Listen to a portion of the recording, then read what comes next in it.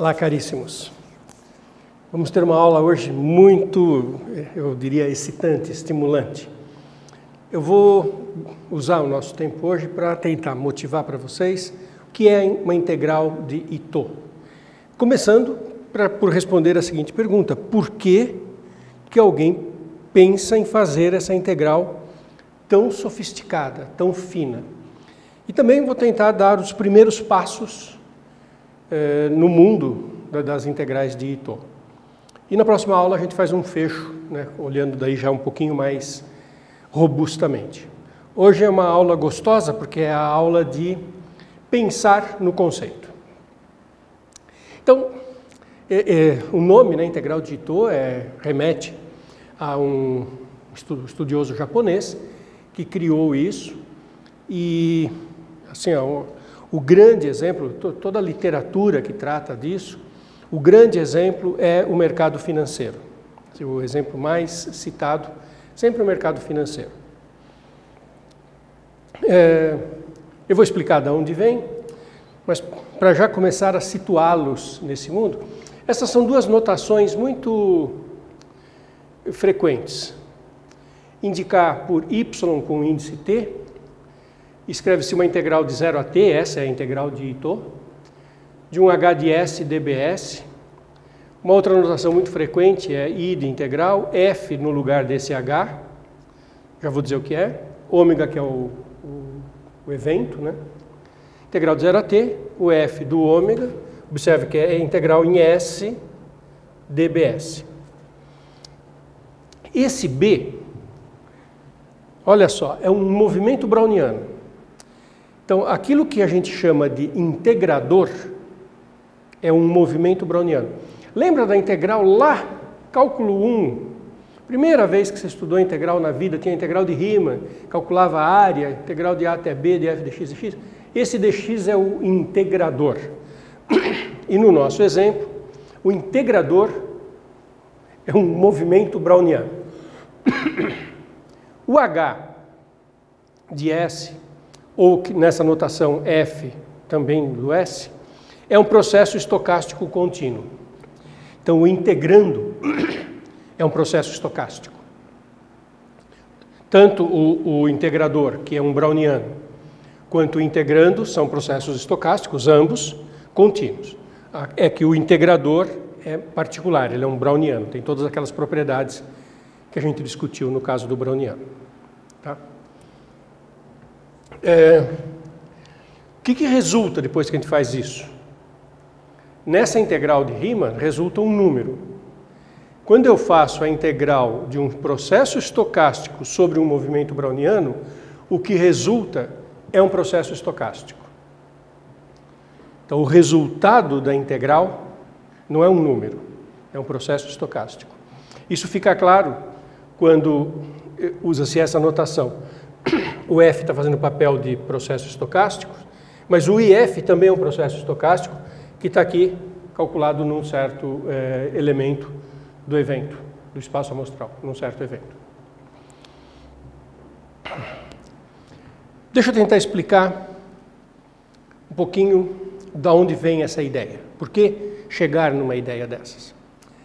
O primeiro exemplo, integral de Riemann, ninguém quando vai falar de integral de Riemann presta atenção nesse dx. O dx é uma notação. Vocês devem se lembrar que acontecia isso. Ele é útil quando você faz mudança de variável na integral. Se troca a variável x por y, daí você calcula o dx, o dy, vê a relação entre eles e faz uma substituição. Mas o foco não está nele. Você usa aquelas velhas ideias do cálculo, né? Motivação geométrica, calcular a área debaixo do gráfico. Aí você faz uma partição. E quando, só para lembrar um pouquinho, a integral é o limite de uma coisa que é uma soma, em que você coloca o valor da função num certos pontos, vezes os ΔTi, onde o i varia de 1 a n.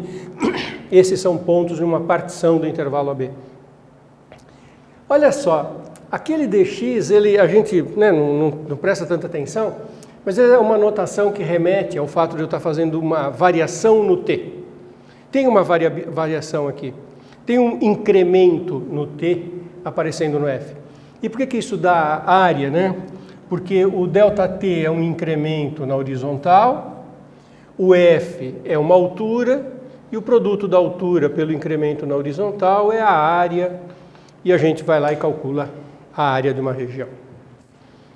E também ninguém vai ficar perdendo muito mais tempo com isso. Essa é o que faz sentido falar nesse momento. Observe como é parecido com o que a gente faz já num nível bem mais abstrato. Integral de densidade sobre uma curva. Opa, já não estou mais fazendo uma integral num segmento. Tem uma curva no espaço com uma certa distribuição de densidade. Então, em cada ponto da curva, a densidade é uma coisa.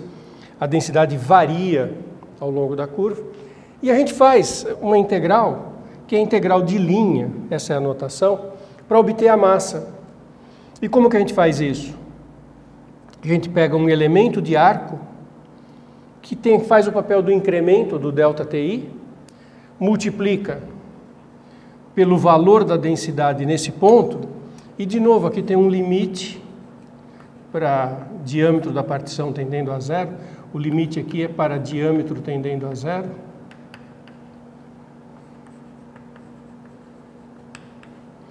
De uma coisa que é a densidade calculada num ponto da curva, vezes o comprimento do arco, que vai do TI, do gama de TI até o TI menos 1. Mas tem também esse produto. Para dar a massa, eu pego um elemento de comprimento de arco, vezes a densidade.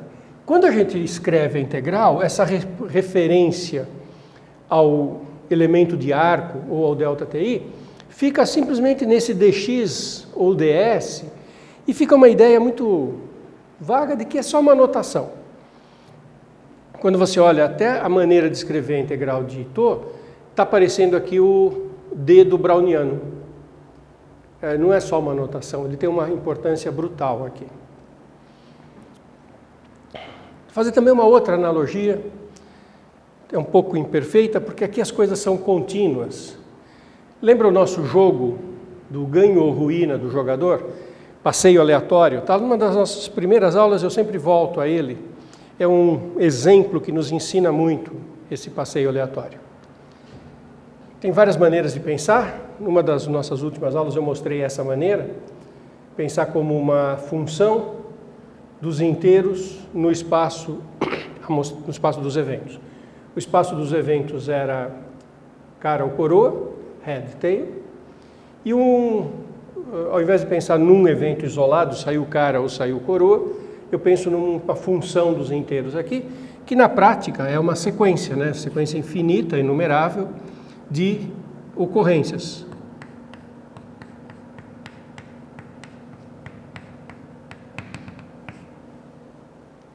E aí eu defino um outro passeio aleatório, que é o que nos interessa, que é o ganho ou perda do jogador, que é dado pela soma de uma família de variáveis aleatórias. Agora são variáveis aleatórias contínuas, discretas, é uma sequência de variáveis aleatórias. Para cada uma delas eu olho naquela posição dessa função qual foi o ocorrido, e aí eu tenho que dizer quanto que é a regra do ganhador, do jogador. O exemplo básico, mais famoso que foi aquele que eu fiz lá numa das primeiras aulas, o ganho é 1 ou menos 1, e a probabilidade de ser 1 ou menos 1 é meio.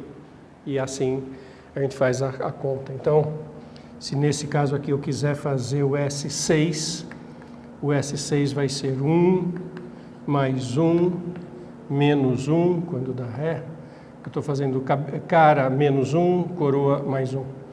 Mais 1, menos 1, mais 1, o S6 vale 2.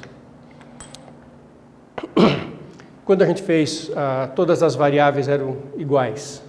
Todas valiam 1 ou menos 1, com probabilidade meio. Quando a gente discutiu martingais, ficou abordada a seguinte questão. Alguém poderia fazer essas variáveis serem diferentes. alguém podia querer fazer uma estratégia assim, que é uma estratégia ilusória, e justamente o Martingale mostra que não funciona. Alguém poderia pensar, se eu tive uma sequência de caras e eu estou perdendo, né, com cara é -1, se saíram 10 caras, a pessoa, né, acha que o próximo ser coroa tem muito mais chance. Isso é um erro, né, uma falácia, mas que é muito comum. E o que o conceito de Martingale nos mostrou? Que se a pessoa pensa assim, se tiver 10 caras em seguida, então eu aposto que o próximo é coroa, e como no coroa eu ganho, então eu quero colocar não uma unidade, eu quero colocar 20 unidades. Quando isso é um Martingale, que cada resultado só depende do passado, o que acaba ficando claro é que a esperança de ganho é nula, que a esperança do que vai ter no tempo n é igual ao valor atual n-1. Quer dizer, a esperança de acréscimo é 0 e a esperança do Sn-1, dado tudo que já saiu, é igual ao Sn. Bom, mas olha o que isso tem a ver com tudo aquilo.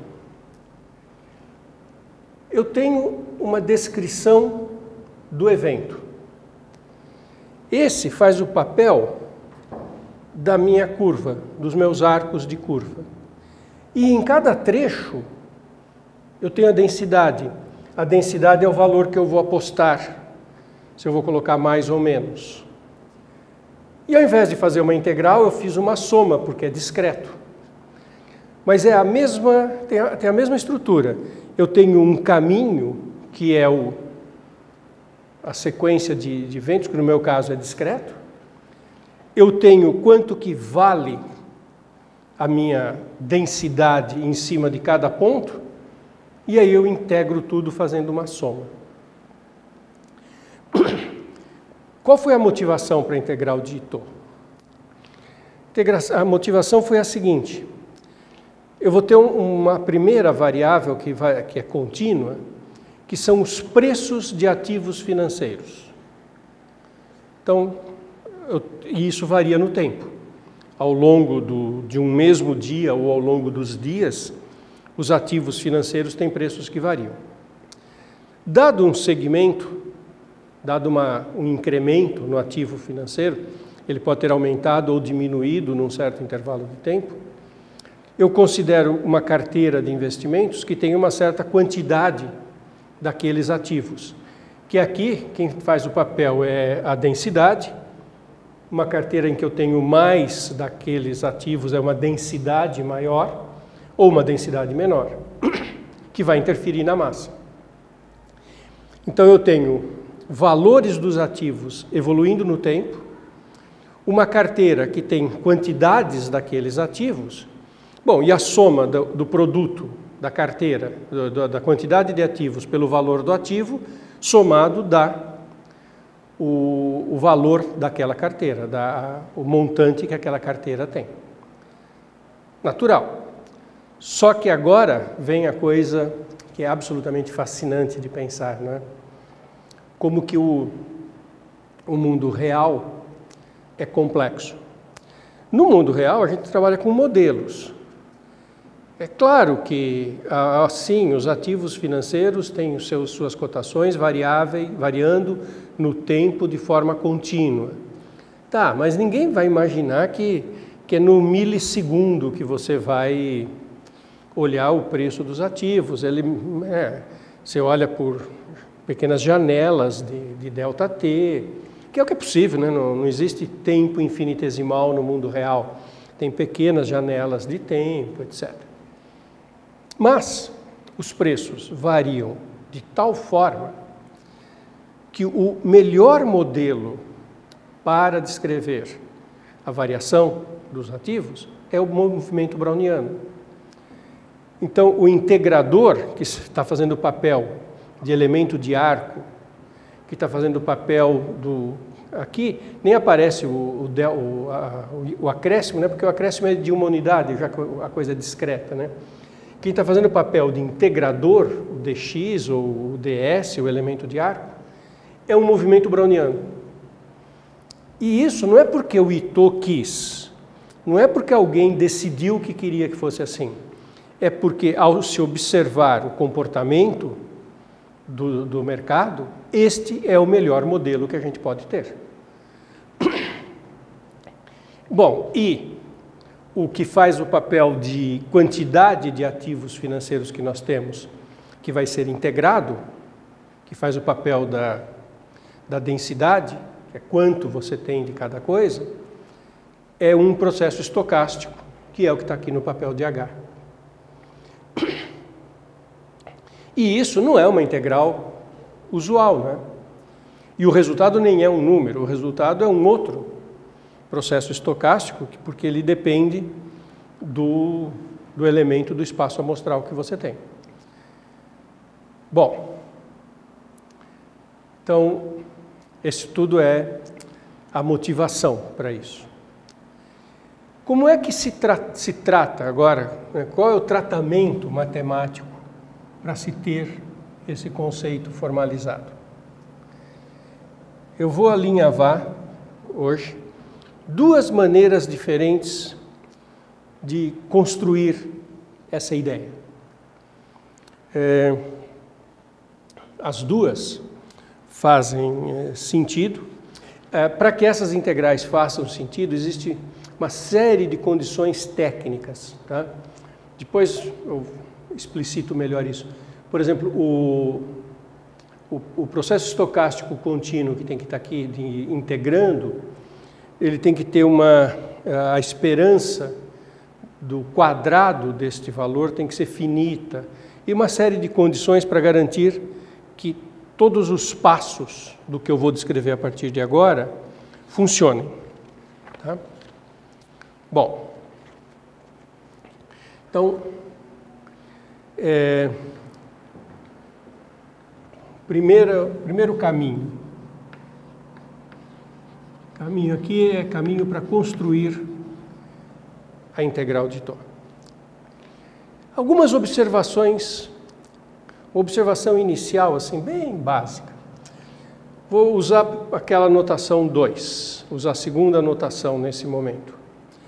Imagina que a minha f, que depende do resultado no espaço amostral e depende do tempo, então é uma variável aleatória, né? Porque isso é um processo estocástico, seja a função indicador do intervalo AB. O que é a função indicador do intervalo AB? Ela vale 1 no intervalo AB e 0 fora. É aquela função que tem a propriedade de, no intervalo AB, valer 1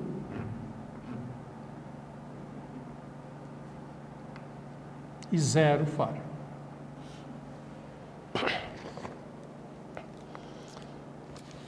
Se isso ocorrer, quando eu quiser calcular a integral dito desta f entre A e B, então estou fazendo assim uma coisa bem bobinha. Então essa f aqui vai ser 1 entre A e B. A integral em R, eu poderia colocar aqui dois passos. Primeiro, integral em R de f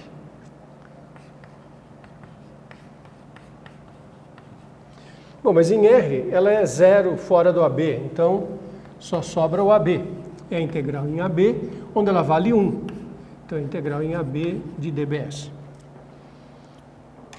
A gente não conhece propriedades da integral de Thor, mas eu gostaria que numa situação como essa, e acho que vocês vão concordar comigo, se você tem a integral de 1 de A até B, de uma derivada, né, de um D, então isso aqui vai ser o browniano B em B menos o browniano B em A, e isso calculado no elemento do espaço amostral, porque lembre-se, esse resultado dessa integral é um processo estocástico, então ele se calcula em eventos, ele assume valores quando calculado em eventos. A integral de 1 é a variação no intervalo, só que é a variação do que tiver aqui, e aqui é o browniano. Bom, nós não temos uma definição geral de Thor, mas isso é o que a gente espera que aconteça. Tudo bem. Agora eu vou melhorar um pouquinho as minhas funções. Eu vou expandir um pouquinho o tipo de função onde eu faço essa definição. Generalizar um pouquinho mais.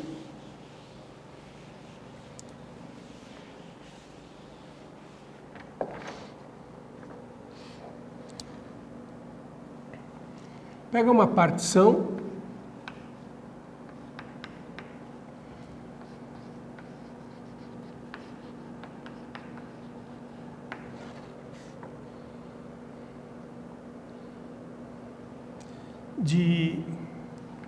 do intervalo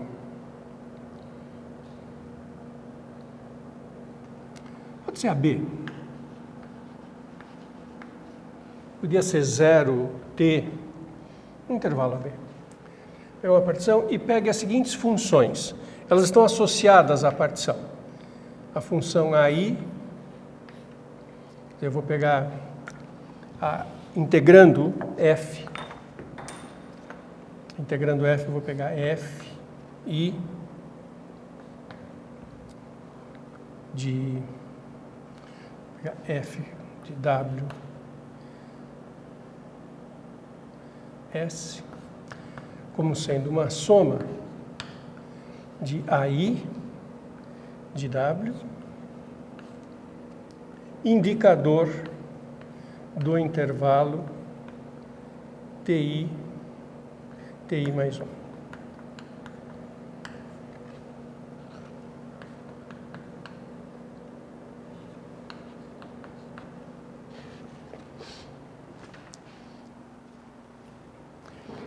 Então, imagine que agora a minha f também é uma f muito particular.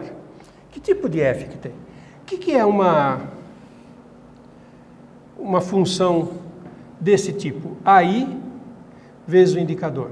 Então, eu tenho um intervalo AB, eu faço uma partição, aí eu olho um intervalinho dessa partição, função indicador do intervalinho, portanto, aqui, essa função vale 1, vezes a função AI. Então, não vai ser constante igual a 1, vai ter uma expressão aqui, o AI. E 0 em todo o resto, porque o indicador vale 0 em todo o resto. Então, a minha função tem uma carinha que é o AI e 0 em todo o resto. E eu vou fazer uma soma de funções assim, para a partição. Observe que, como eu estou com uma partição mesmo, cada uma dessas funções tem um suporte disjunto da outra. Essa daqui que eu desenhei só não é nula nesse intervalinho da partição, é nula em todo o resto. Aí tem uma outra aí, com i diferente, que é por conta de um outro intervalinho da partição. Ela vai ser nula em todo o domínio, exceto aqui, onde o indicador vale 1 e vai valer um certo AI, que tem um outro valor. E esse AI não depende do t. Esse AI só depende do espaço amostral. Quando calculado num evento, ele fica fixo. Então, ela não varia com o tempo. Ela só varia com o espaço amostral. O que seria razoável de imaginar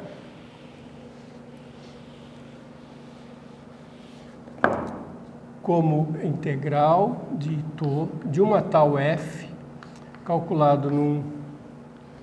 Quem seria o processo estocástico nesse caso? Olha só, como cada uma tem suporte distinto, essa somatória, a integral de Taux, deveria ser a integral de cada uma. O que é a integral de cada uma? Elas não variam com o S, são constantes em S. Como elas são constantes em S, elas só dependem do elemento do espaço amostral. E aí eu vou fazer a somatória de cada uma delas.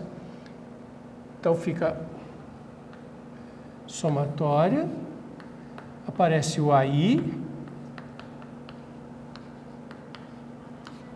no elemento do espaço amostral e o AI sai para fora da integral, porque ele não está variando com S. ele só está variando com W, a integral é dBs, e a integral do dB do integrador do browniano. Mas então, se o AI sai para fora, fica só a integral do dB, vale o incremento do browniano. Então, isso aqui é AI soma do browniano no ponto TI mais 1, menos o browniano no ponto TI, calculado no elemento ômega. Então, para funções que são constantes no S e quase nulas sempre, nulas fora de um intervalo, a integral de Tho seria isso.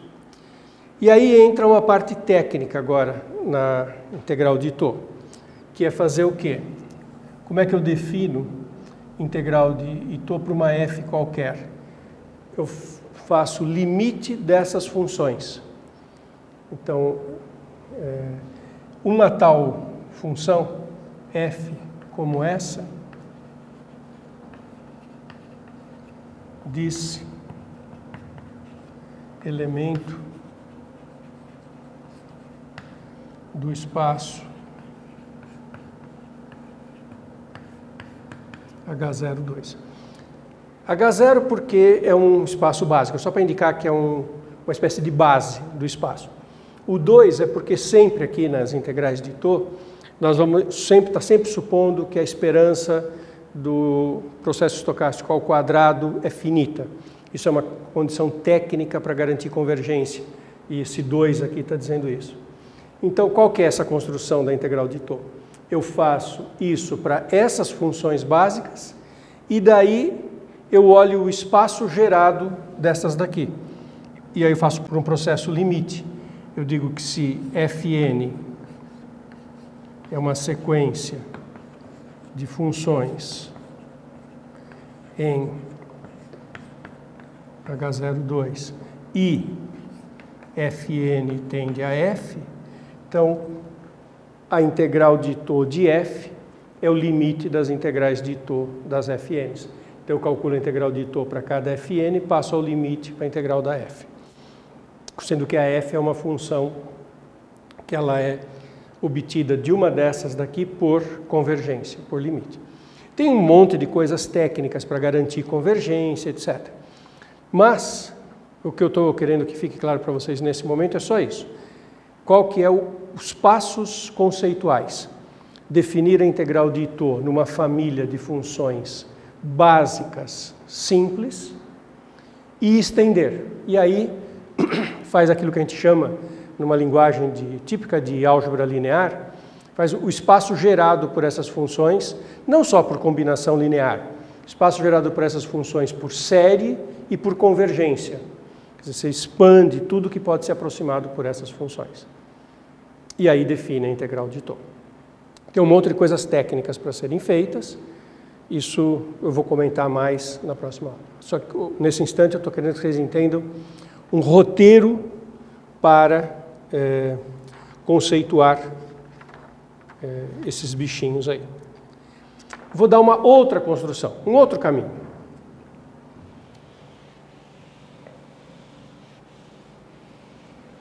Então seria um segundo caminho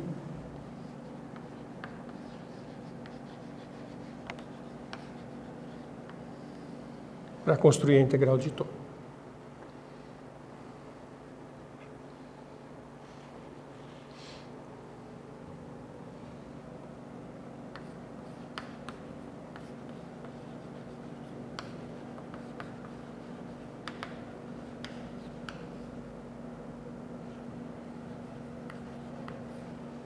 Faz uma partição do intervalo, uma sequência de partições agora. Então, aqui eu defini, para uma determinada partição, eu defini como é que funcionava. Agora eu pego uma sequência de partições em que o diâmetro da partição πn esteja indo para zero. Vocês vão ver que eu não vou fazer o limite das funções. Eu vou fazer o limite no diâmetro da partição. E eu faço o seguinte, bom, então, intervalo AB,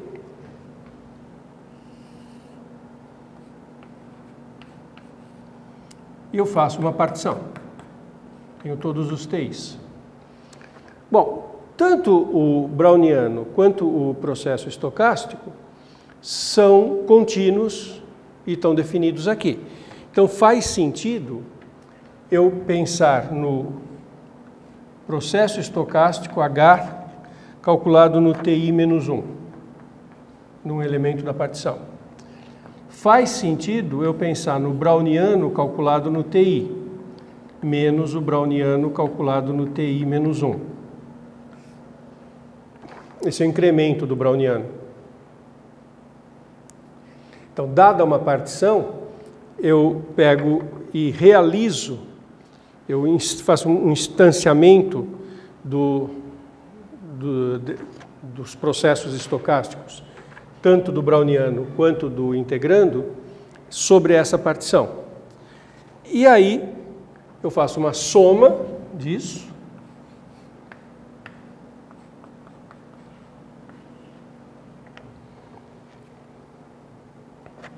e calculo o limite para n tendendo ao infinito. É uma tentativa de imitar a integral de Riemann.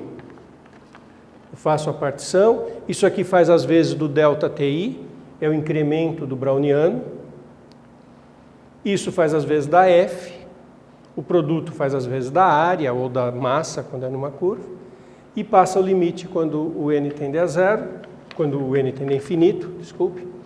E isso aqui, bom, cada um desses é um processo estocástico, então faz sentido calculá-lo num elemento do espaço amostral. Isso, o limite é a integral de τ da f de h. Deixa eu usar aquela outra notação. Isso aqui é o h de w. Eu deveria ter feito essa notação antes. Nessa construção que eu estou fazendo agora, eu estou usando aquela notação inicial ali. Então, esse é um jeito de construir